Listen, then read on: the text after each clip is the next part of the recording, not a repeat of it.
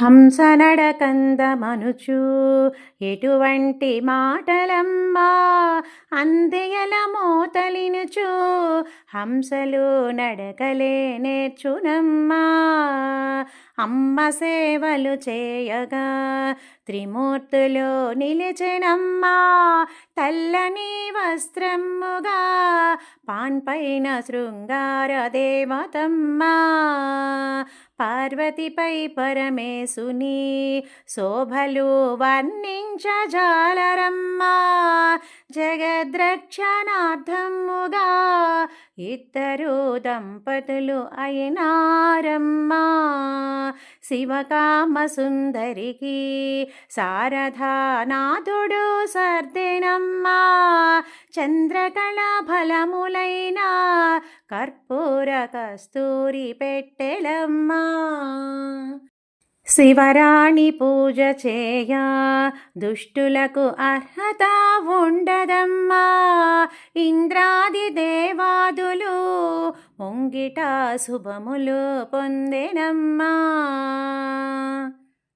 సౌందర్యలహరి స్మరణ మనమంతా చేద్దాము చెలియలారా.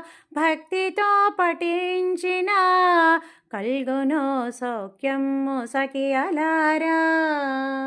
శారదా లక్ష్మీదేవి ఇరువరి దయమునకు దొరుకునమ్మా. ఎర్రగోరింటాకులే క్షణమైన అమ్మదయ పొందవమ్మా. వాణి లక్ష్మీ పార్వతి ముగ్గురిని వర్ణించుచుంటిరమ్మా. ముగ్గురిని అధిగమించి ఈ విశ్వమాత కనిపించెనమ్మా. పారాణి పాదతీర్థం నా తల్లి తాగింతు ఎప్పుడమ్మా. మూగవాడు పాడిన తాంబూల రసమెప్పుడిస్తువమ్మా. అమ్మదయ పొందినంత ధనమిద్య దాహమ్ములుండవమ్మా. చిరకాల పాతివ్రత్యం జీవాత్మ పరమాత్మ చేరునమ్మా.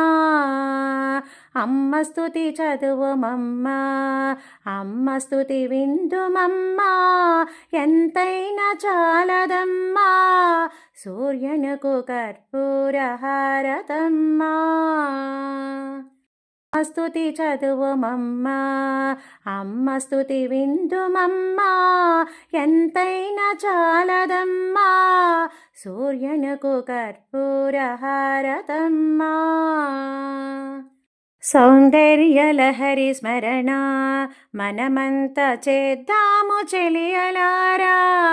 భక్తితో పఠించిన కల్గును సౌఖ్యము సఖియలారా. సౌందర్యలహరి స్మరణ మనమంతా చేద్దాము అన్నలారా. భక్తితో పఠించిన కల్గును సౌఖ్యము సఖియలారా. పరమేశ్వరుడు ప్రేమతో పార్వతిపై పాడిన గానమమ్మా. ఆది శంకరాచార్యులు భక్తితో వ్రాసిన వేదమమ్మా.